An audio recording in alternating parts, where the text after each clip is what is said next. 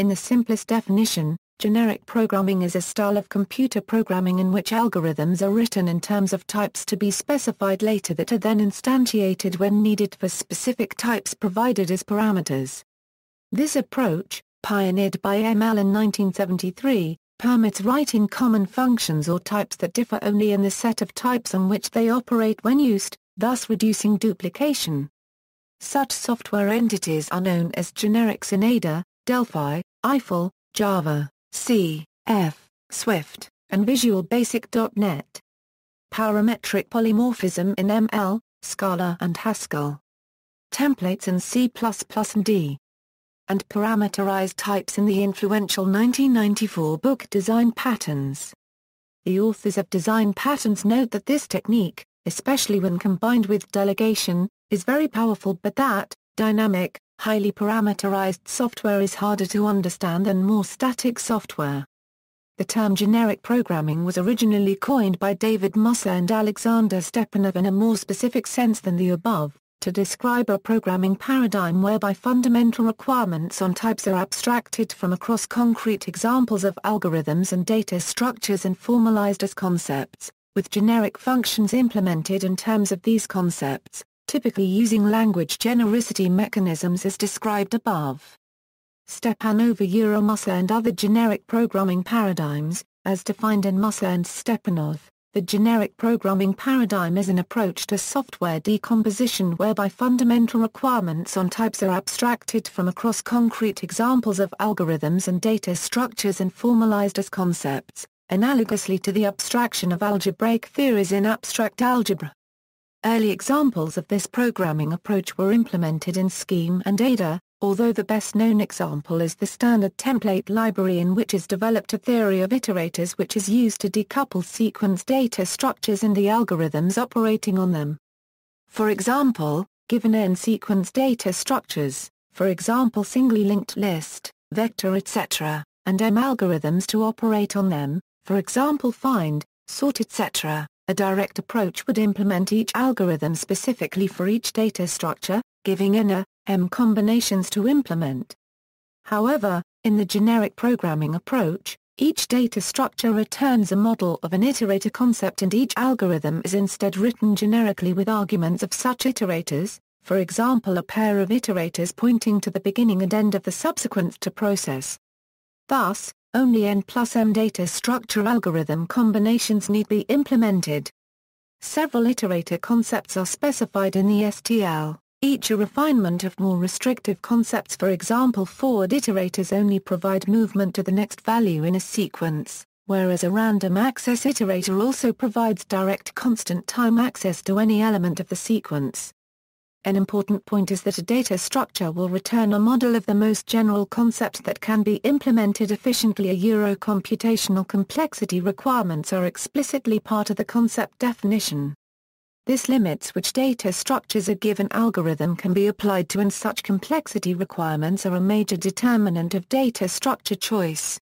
Generic programming similarly has been applied in other domains, for example graph algorithms.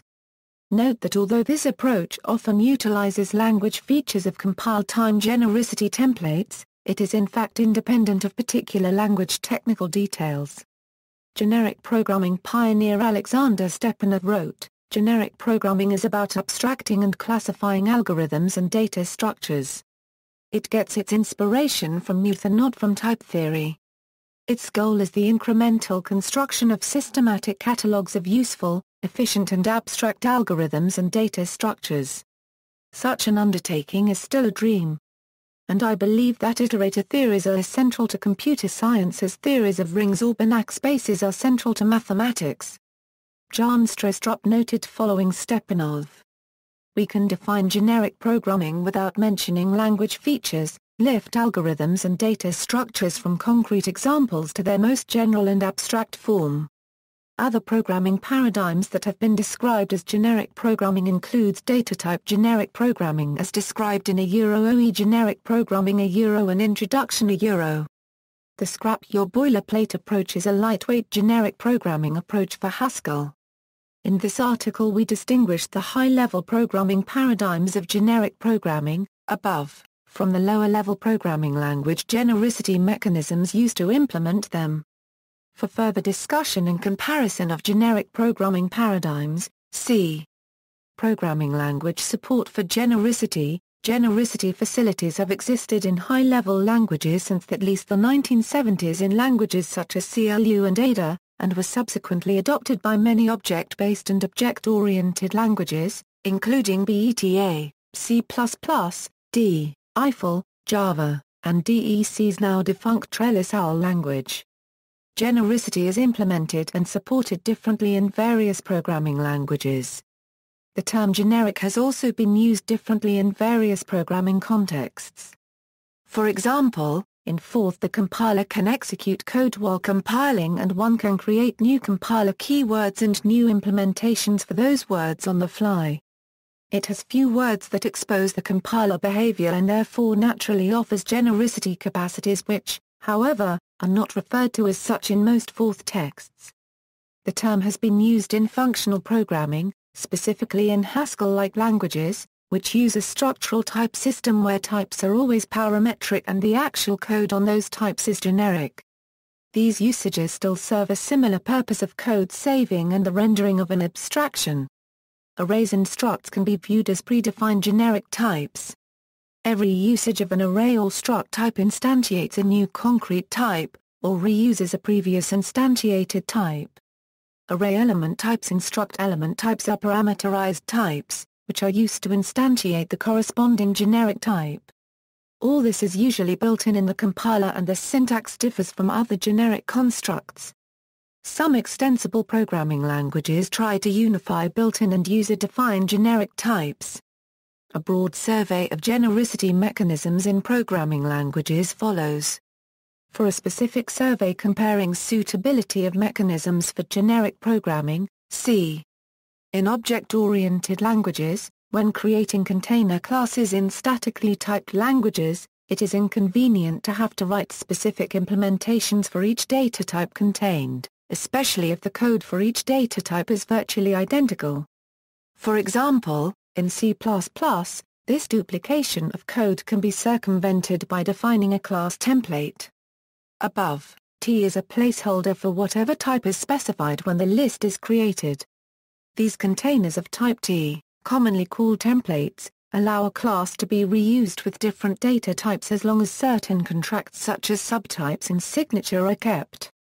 This genericity mechanism should not be confused with inclusion polymorphism, which is the algorithmic usage of exchangeable subclasses, for instance, a list of objects of type moving object containing objects of type animal and car. Templates can also be used for type-independent functions as in the swap example below. The C++ template construct used above is widely cited as the genericity construct that popularized the notion among programmers and language designers and supports many generic programming idioms. The D programming language also offers fully generic capable templates based on the C++ precedent but with a simplified syntax. The Java programming language has provided genericity facilities syntactically based on C++s since the introduction of J2SE 5.0. C 2.0, Chrome 1.5 and Visual Basic.NET 2005 have constructs that take advantage of the support for generics present in the Microsoft.NET framework since version 2.0. Dynamic typing and judicious use of protocols circumvent the need for use of genericity mechanisms, since there exists a general type to contain any object. While Java does so also, the casting that needs to be done breaks the discipline of static typing, and generics are one way of achieving some of the benefits of dynamic typing with the advantages of having static typing. Generics in Ada. Ada has had generics since it was first designed in 1977 1980. The standard library uses generics to provide many services. Ada 2005 adds a comprehensive generic container library to the standard library, which was inspired by C++'s standard template library. A generic unit is a package or a subprogram that takes one or more generic formal parameters. A generic formal parameter is a value, a variable, a constant, a type, a subprogram, or even an instance of another, designated, generic unit. For generic formal types, the syntax distinguishes between discrete, floating point, fixed point, access types, etc. Some formal parameters can have default values. To instantiate a generic unit, the programmer passes actual parameters for each formal. The generic instance then behaves just like any other unit. It is possible to instantiate generic units at runtime, for example inside a loop. Example, the specification of a generic package. Instantiating the generic package. Using an instance of a generic package. Advantages and limitations. The language syntax allows precise specification of constraints on generic formal parameters. For example, it is possible to specify that a generic formal type will only accept a modular type as the actual. It is also possible to express constraints between generic formal parameters. For example, in this example, array type is constrained by both index type and element type. When instantiating the unit, the programmer must pass an actual array type that satisfies these constraints. The disadvantage of this fine-grained control is a complicated syntax, but, because all generic formal parameters are completely defined in the specification, the compiler can instantiate generics without looking at the body of the generic. Unlike C++, Ada does not allow specialized generic instances, and requires that all generics be instantiated explicitly.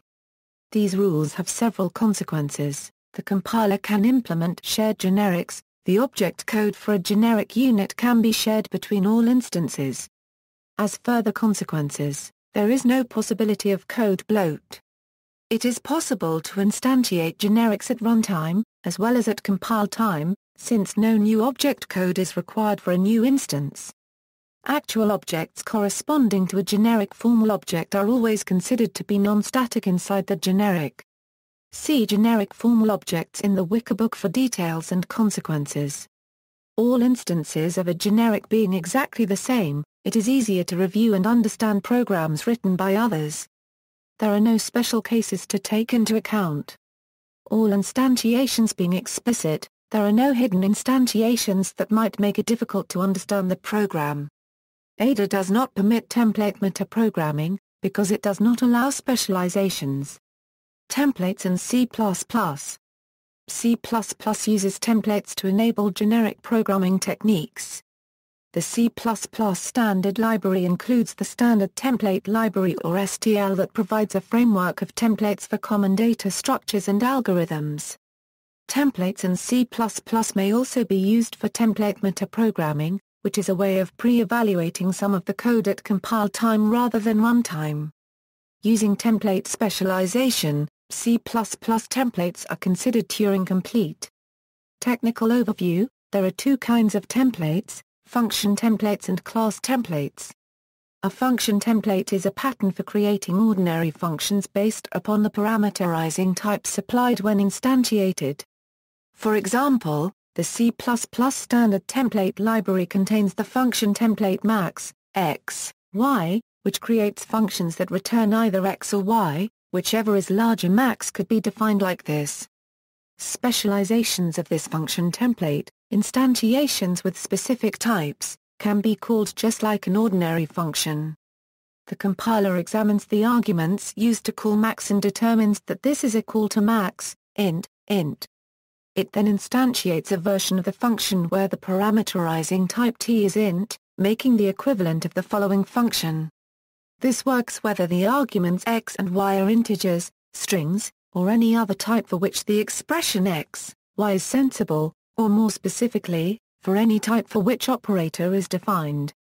Common inheritance is not needed for the set of types that can be used, and so it is very similar to duck typing. A program defining a custom data type can use operator overloading to define the meaning of for that type, thus allowing its use with the max function template.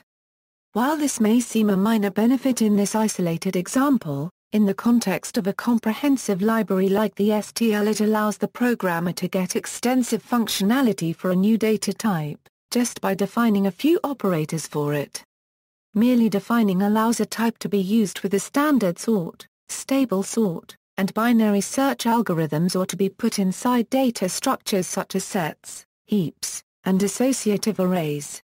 C++ templates are completely type-safe at compile time. As a demonstration, the standard type complex does not define the operator, because there is no strict order on complex numbers. Therefore max, x, y, will fail with a compile error if x and y are complex values. Likewise, other templates that rely on cannot be applied to complex data unless a comparison is provided. For example, a complex cannot be used as key for a map unless a comparison is provided. Unfortunately, compilers historically generate somewhat esoteric, long, and unhelpful error messages for this sort of error. Ensuring that a certain object adheres to a method protocol can alleviate this issue. Languages which use compare instead of can also use complex values as keys.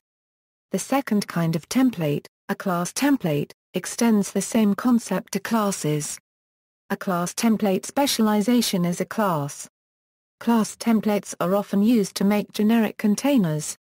For example, the STL has a linked list container. To make a linked list of integers, one writes list int. A list of strings is denoted list string. A list has a set of standard functions associated with it, which work for any compatible parameterizing types. Template specialization, a powerful feature of C++ templates is template specialization. This allows alternative implementations to be provided based on certain characteristics of the parameterized type that is being instantiated. Template specialization has two purposes: to allow certain forms of optimization, and to reduce code bloat. For example, consider a sort template function. One of the primary activities that such a function does is to swap or exchange the values in two of the container's positions. If the values are large, then it is often quicker to first build a separate list of pointers to the objects, sort those pointers, and then build the final sorted sequence. If the values are quite small, however, it is usually fastest to just swap the values in place as needed. Furthermore, if the parameterized type is already of some pointer type, then there is no need to build a separate pointer array. Template specialization allows the template creator to write different implementations and to specify the characteristics that the parameterized type, S, must have for each implementation to be used. Unlike function templates, class templates can be partially specialized. That means that an alternate version of the class template code can be provided when some of the template parameters are known, while leaving other template parameters generic. This can be used, for example, to create a default implementation that assumes that copying a parameterizing type is expensive and then create partial specializations for types that are cheap to copy, thus increasing overall efficiency. Clients of such a class template just use specializations of it without needing to know whether the compiler used the primary specialization or some partial specialization in each case. Class templates can also be fully specialized, which means that an alternate implementation can be provided when all of the parameterizing types are known. Advantages and disadvantages: some uses of templates, such as the max function, were previously filled by function-like preprocessor macros. For example, here is a possible max macro. Macros are expanded by preprocessor, before compilation proper. Templates are expanded at compile time. Macros are always expanded inline. Templates can also be expanded as inline functions when the compiler deems it appropriate. Thus both function-like macros and function templates have no runtime overhead. However, templates are generally considered an improvement over macros for these purposes. Templates are type-safe. Templates avoid some of the common errors found in code that makes heavy use of function-like macros, such as evaluating parameters with side effects twice. Perhaps most importantly, templates were designed to be applicable to much larger problems than macros. There are three primary drawbacks to the use of templates: compiler support, poor error messages, and code bloat. Many compilers historically have poor support for templates, thus the use of templates can make code somewhat less portable. Support may also be poor when a C++ compiler is being used with a linker which is not C++ aware, or when attempting to use templates across shared library boundaries. Most modern compilers however now have fairly robust and standard template support, and the new C++ standard, C++11, further address these issues. Almost all compilers produce confusing, long, or sometimes unhelpful error messages when errors are detected in code that uses templates. This can make templates difficult to develop. Finally, the use of templates requires the compiler to generate a separate instance of the templated class or function for every permutation of type parameters used with it. So the indiscriminate use of templates can lead to code bloat, resulting in excessively large executables. However, judicious use of template specialization can dramatically reduce such code bloat in some cases. The extra instantiations generated by templates can also cause debuggers to have difficulty working gracefully with templates. For example, setting a debug breakpoint within a template from a source file may either miss setting the breakpoint in the actual instantiation desired or may set a breakpoint in every place the template is instantiated. Also, because the compiler needs to perform macro-like expansions of templates and generate different instances of them at compile time, the implementation source code for the templated class or function must be available to the code using it. Templated classes or functions, including much of the standard template library, cannot be compiled. This may be a disadvantage by exposing the implementing code, which removes some abstractions, and could restrict its use in closed-source projects. Genericity in Eiffel. Generic classes have been a part of Eiffel since the original method and language design. The foundation publications of Eiffel use the term genericity to describe the creation and use of generic classes. Basic unconstrained genericity. Generic classes are declared with their class name and a list of one or more formal generic parameters. In the following code, class list has one formal generic parameter G. The formal generic parameters are placeholders for arbitrary class names which will be supplied when a declaration of the generic class is made, as shown in the two generic derivations below, where account and deposit are other class names. Account and deposit are considered actual generic parameters as they provide real class names to substitute for G in actual use. Within the Eiffel type system, although class list, G, is considered a class, it is not considered a type. However, a generic derivation of list, G, such as list, account is considered a type. Constrained genericity. For the list class shown above, an actual generic parameter substituting for G can be any other available class. To constrain the set of classes from which valid actual generic parameters can be chosen, a generic constraint can be specified. In the declaration of class sorted list below, the generic constraint dictates that any valid actual generic parameter will be a class which inherits from class comparable. The generic constraint ensures that elements of a sorted list can in fact be sorted. Generics in Java. Support for the generics, or containers of type T were added to the Java programming language in 2004 as part of J2SE 5.0. In Java, generics are only checked at compile time for type correctness. The generic type information is then removed via a process called type erasure, to maintain compatibility with old JVM implementations, making it unavailable at runtime. For example, a list string is converted to the raw type list. The compiler inserts typecasts to convert the elements to the string type when they are retrieved from the list, reducing performance compared to other implementations such as C++ templates. Genericity in .NET, C, VB.NET. Generics were added as part of .NET Framework 2.0 in November 2005, based on a research prototype from Microsoft Research started in 1999. Although similar to generics in Java, .NET generics do not apply type erasure, but implement generics as a first-class mechanism in the runtime using reification. This design choice provides additional functionality, such as allowing reflection with preservation of generic types, as well as alleviating some of the limitations of erasure. This also means that there is no performance hit from runtime casts and normally expensive boxing conversions. When primitive and value types are used as generic arguments, they get specialized implementations, allowing for efficient generic collections and methods.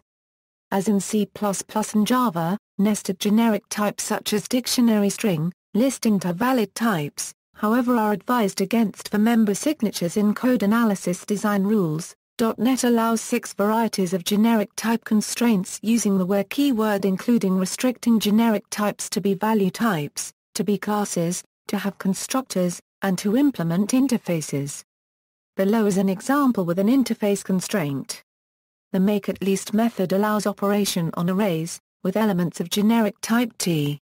The method's type constraint indicates that the method is applicable to any type T that implements the generic I-comparable T interface. This ensures a compile time error if the method is called if the type does not support comparison.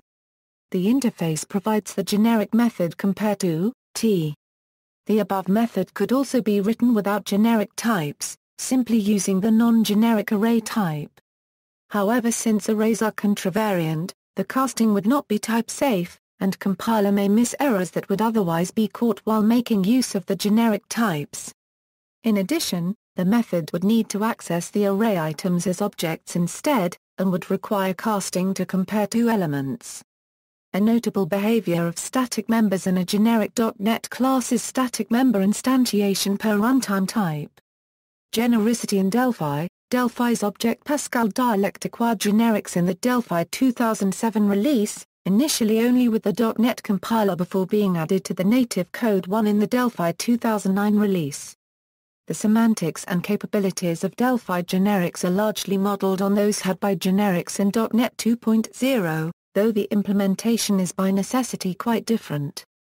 Here's a more or less direct translation of the first C example shown above. As with C, methods as well as whole types can have one or more type parameters. In the example, array is a generic type and make_at_least a generic method. The available constraints are very similar to the available constraint in C: any value type, any class, a specific class or interface, and a class with a parameterless constructor. Multiple constraints act as an additive union. Genericity in Free Pascal. Free Pascal implemented generics before Delphi, and with different syntax and semantics. However, work is now underway to implement Delphi generics alongside native FPC ones. This allows Free Pascal programmers to use generics in whatever style they prefer. Delphi and Free Pascal example. Functional languages. Genericity in Haskell. The type class mechanism of Haskell supports generic programming. 6 of the predefined type classes in Haskell have the special property of supporting derived instances. This means that a programmer defining a new type can state that this type is to be an instance of one of these special type classes, without providing implementations of the class methods as is usually necessary when declaring class instances. All the necessary methods will be derived that is, constructed automatically based on the structure of the type. For instance, the following declaration of a type of binary tree states that it is to be an instance of the classes Ek and Show. This results in an equality function and a string representation function being automatically defined for any type of the form bin tree T provided that T itself supports those operations. The support for derived instances of Ek and Show makes their methods and Show generic in a qualitatively different way from parametrically polymorphic functions. These functions can be applied to values of various types, and although they behave differently for every argument type, little work is needed to add support for a new type. Rawlpins has shown that a similar effect can be achieved for user-defined type classes by certain programming techniques. Other researchers have proposed approaches to this and other kinds of genericity in the context of Haskell and extensions to Haskell. Polyp was the first generic programming language extension to Haskell. In Polyp, generic functions are called polytypic. The language introduces a special construct in which such polytypic functions can be defined via structural induction over the structure of the pattern functor of a regular data type. Regular data types in Polyp are a subset of Haskell data types. A regular data type T must be of kind A, and if A is the formal type argument in the definition, then all recursive calls to T must have the form TA. These restrictions rule out higher-kinded data types as well as nested data types, where the recursive calls are of a different form. The flattened function in polyp is here provided as an example. Generic Haskell. Generic Haskell is another extension to Haskell, developed at Utrecht University in the Netherlands. The extensions it provides are: type-indexed values are defined as a value indexed over the various Haskell type constructors. In addition, we can also specify the behavior of a type-indexed values for a specific constructor using constructor cases, and reuse one generic definition in another using default cases. The resulting type-indexed value can be specialized to any type. Kind-indexed types are types indexed over kinds, defined by giving a case for both and KAK. Instances are obtained by applying the kind index type to a kind. Generic definitions can be used by applying them to a type or kind. This is called generic application. The result is a type or value, depending on which sort of generic definition is applied. Generic abstraction enables generic definitions be defined by abstracting a type parameter. Type-indexed types are types which are indexed over the type constructors.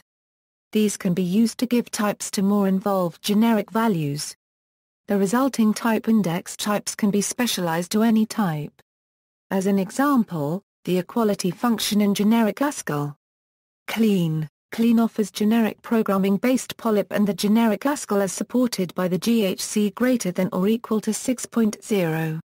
It parameterizes by kind as those but offers overloading. Other languages, the MIL family of programming languages, support generic programming through parametric polymorphism and generic modules called functors. Both standard MIL and OCaml provide functors, which are similar to class templates and to Ada's generic packages. Schemes syntactic abstractions also have a connection to genericity. These are in fact a superset of templating a la C++. A Verilog module may take one or more parameters, to which their actual values are assigned upon the instantiation of the module. One example is a generic register array where the array width is given via a parameter. Such the array, combined with a generic wire vector, can make a generic buffer or memory module with an arbitrary bit width out of a single module implementation. VHDL, being derived from Ada, also have generic ability. See also, partial evaluation, concept, type polymorphism, template metaprogramming, notes. References. Further reading, Gabriel dos Reis and Jorko Jar Currency RVI, What is Generic Programming? LCSD 2005. Gibbons, Jeremy. Backhouse, R. Gibbons, J. Hinz, R.A.L., eds. Datatype Generic Programming. Spring School on Datatype Generic Programming 2006. Lecture Notes in Computer Science 4719. Heidelberg, Springer PPA 1 Euro 71. Site Sirax, 10.1.1.159.1228 Bertrand Meyer.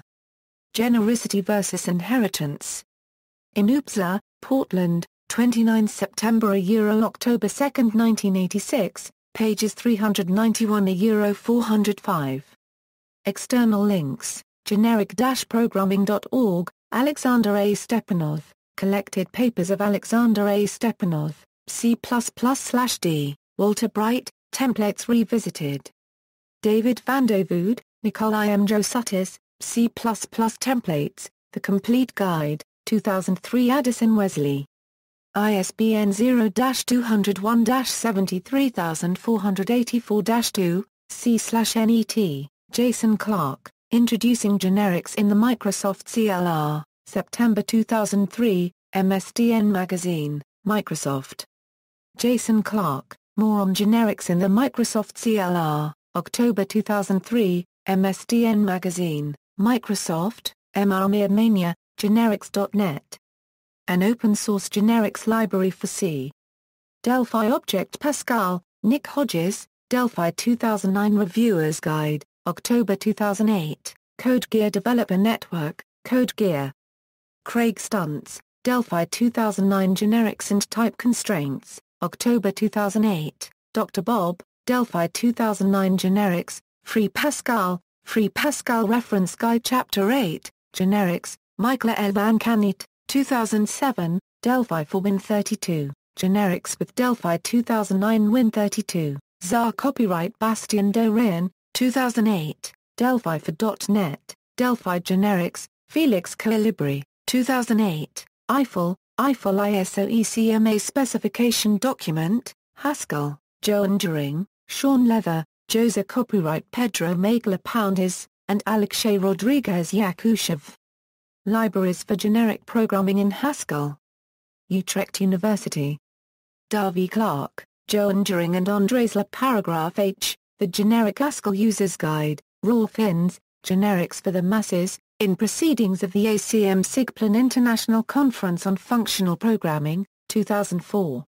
Simon Peyton Jones, Editor, The Haskell 98 Language Report, Revised 2002. Rolf La Currency Mill and Simon Peyton Jones, Scrap Your Boilerplate, A Practical Design Pattern for Generic Programming, in Proceedings of the ACM SIGPLAN International Workshop on Types in Language Design and Implementation, 2003. Andres La Paragraph H, Exploring Generic Haskell, Ph.D. Thesis, 2004 Utrecht University. ISBN 90-393-3765-9, Generic Haskell, A Language for Generic Programming, Java, Gilad Bracha, Generics in the Java Programming Language, 2004. Morris Naftalin and Philip Wadler, Java Generics and Collections, 2006, O'Reilly Media, Incorporated. ISBN 0-596-52775-6, Peter Sestoft, Java Precisely, 2nd edition, 2005 MIT Press. ISBN 0-262-69325-9, Java SE7, 2004 Sun Microsystems, Incorporated. Angelica Langer, Java Generics FAQs.